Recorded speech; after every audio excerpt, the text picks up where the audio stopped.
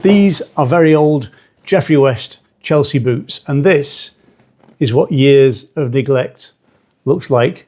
This is what happens when you just throw them on, take them off, and don't do anything in between. So today I'm going to show you how to clean them properly, how to nourish the leather, and how to bring the shine back to its original condition. So stick with me, and I think you'll enjoy the transformation.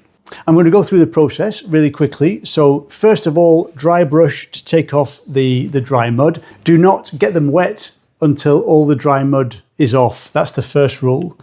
So then we're going to give them a wash with the saddle soap, a good dry down after that. Mink oil is great for rehydrating the leather, getting into the leather fibres. And finally, we're going to put the shine back in the boots with some Sophia 1925 shoe cream. So let's get cracking. And as ever, I'm just going to do one. So I'll put one to the side so you can see the transformation. So this is the before.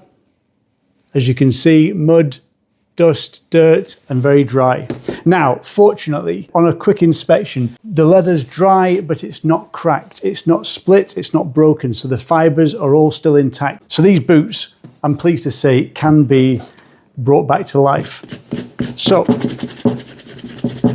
get rid of the dry dirt first. The reason we want to do this is if we wet the dry dirt, it's only going to make mud, and the mud's just going to stick to the leather and make a right mess.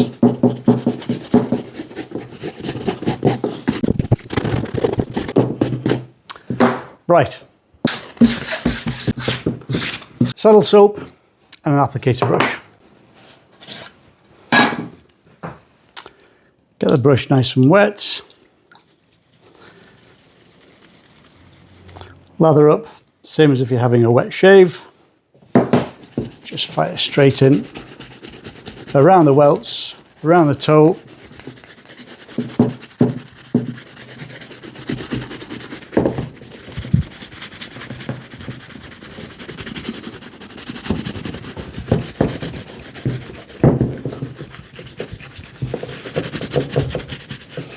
Now, if you get this wrong, you can actually ruin the leather. So these first steps are actually very important. And using saddle soap rather than just an ordinary dish soap would be way too harsh for the leather, too alkaline, and is going to cause the leather to dry out. Whereas saddle soap has a different formulation. It has its own conditioners in that stop the leather from getting too dry.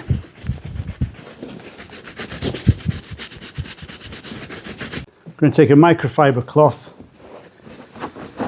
and give it a good wipe down.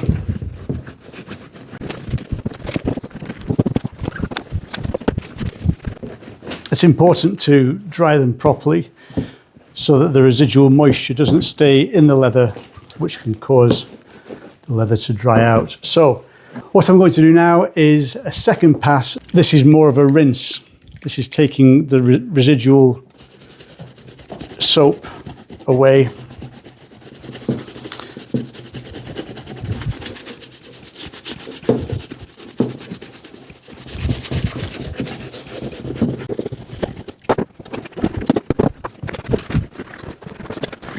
And of course, as soon as I put my hand in there, I realised I've forgotten the shoe trees.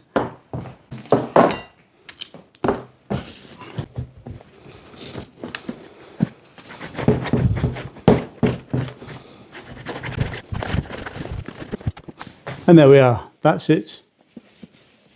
Washed, looking nice and clean, but still quite damp. So we're going to have to leave that for about an hour or so to dry out properly, and then we can start with the mink oil. So that's had about an hour to dry out and looking better already. So let's have a go with some mink oil. Again, you can either use a cloth or a brush or just fingertips. It's only a small amount of mink oil, so I'm just going to use fingertips. You really don't need very much at all, but it gives the leather not only condition, but a really healthy luster, really healthy shine.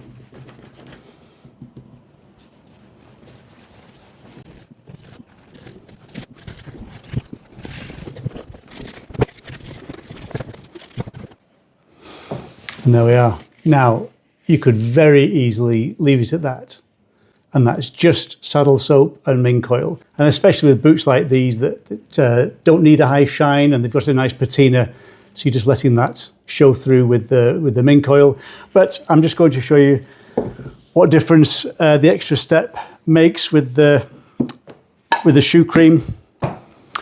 Quick change of mind. I'm going to change it from a tan to a mid-brown, which I think would be a much nicer colour for these.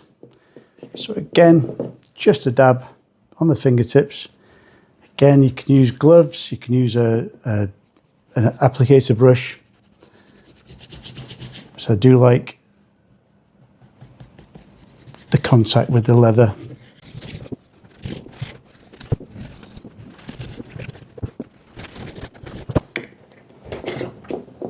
And a quick brush.